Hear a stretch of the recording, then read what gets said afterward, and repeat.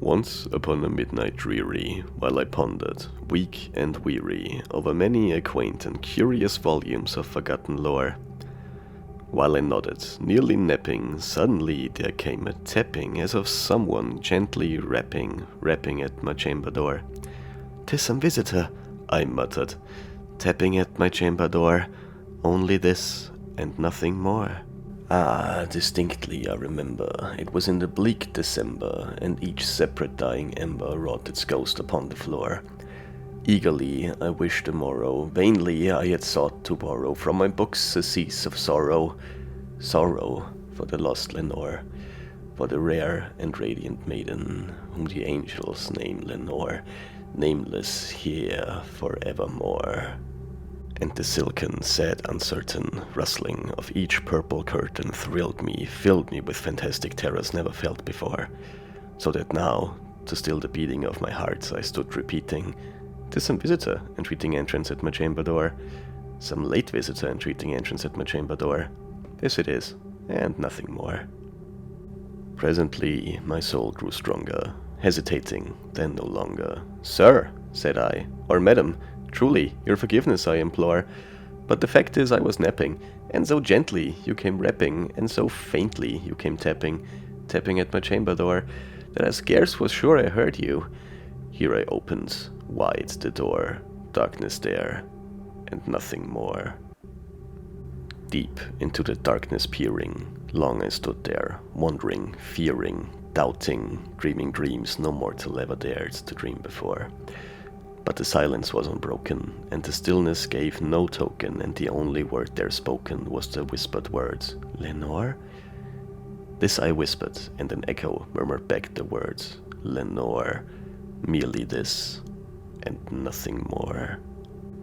Back into the chamber turning, all my soul within me burning, soon again I heard a tapping somewhat louder than before.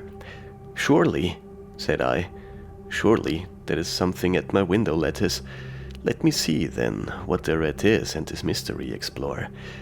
Let my heart be still a moment, and this mystery explore. 'Tis the wind, and nothing more." Open here I flung the shutter, when with many a flirt and flutter in there stepped the stately raven of the saintly days of yore. Not the least obeisance made he, not a minute stopped or stayed he, but with mien of lord or lady perched above my chamber door, perched upon a bust of Pallas, just above my chamber door, perched and sat, and nothing more. Then this ebony bird beguiling my sad fancy into smiling, by the grave and stern decorum of the countenance it wore. "Thou thy crest be shorn and shaven, thou," I said, "art sure no craven, ghastly grim and ancient raven, wandering from the nightly shore. Tell me what thy lordly name is on the night's Plutonian shore." Quoth the raven, "Nevermore." Much I marveled this ungainly fowl to hear discourse so plainly, though its answer little meaning, little relevance he bore. For we cannot help agreeing that no living human being ever yet was blessed with seeing bird above his chamber door, bird or beast upon the sculptured bust above his chamber door, with such a name as Nevermore. But the raven, sitting lonely on the placid bust, spoke only that one word, as if his soul in that one word he did outpour. Nothing farther than he uttered, not a feather than he fluttered, till I scarcely more than muttered, "Other friends have flown before. On the morrow he will leave me, as my hopes have flown before." Then the bird said, "Nevermore." Startled at the stillness broken by reply so aptly spoken, "Doubtless," said I, "what it utters is its only stock and store, caught from some unhappy master, whom unmerciful disaster followed fast and followed faster, till his songs one burden bore, till the dirges of his hope that melancholy burden bore, of never, nevermore." But the raven still beguiling all my fancy into smiling, straight I wheeled a cushioned seat in front of bird and bust and door. Then, upon the velvet sinking, I betook myself to linking fancy unto fancy, thinking what this ominous bird of yore what this grim, ungainly, ghastly gaunt, and ominous bird of yore meant in croaking, "Nevermore." This I sat engaged in guessing, but no syllable expressing, to the fowl whose fiery eyes now burned into my bosom's core. This and more I sat divining, with my head at ease reclining, on the cushion's velvet lining, that the lamplight gloated o'er. But whose velvet violet lining with the lamplight's gloating o'er, she shall press, nevermore. Then, methought, the air grew denser, perfumed from an unseen censer, swung by seraphim whose footfalls tinkled on the tufted floor. "Wretch!" I cried, "thy God hath lent thee, by his angels he hath sent thee respite and nepenthe from the memories of Lenore. Quaff, oh quaff, this kind nepenthe, and forget this lost Lenore."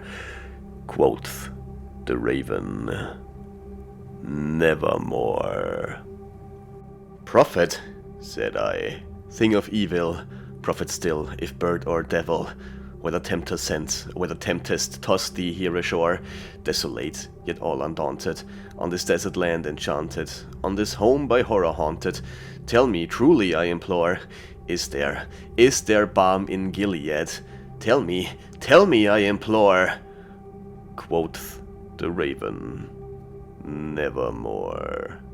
"Prophet," said I, "thing of evil, prophet still, if bird or devil, by that heaven that bends above us, by that God we both adore, tell this soul with sorrow laden, if within the distant Aidenn it shall clasp a saint and maiden whom the angels name Lenore.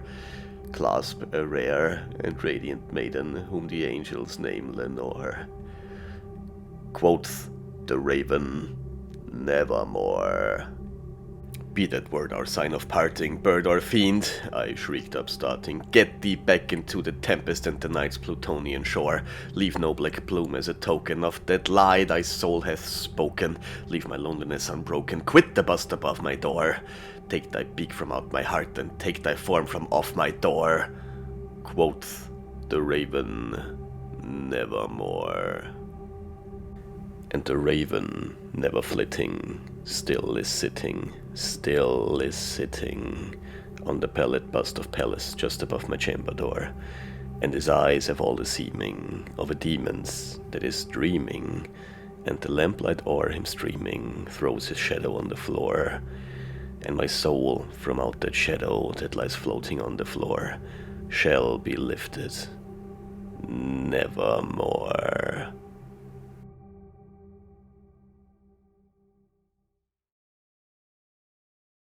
Hello there, fellow citizens, tourists, and wizards of Awesomeville. Thank you for listening to The Raven by Edgar Allan Poe, read by me, yours truly, MacAwesome.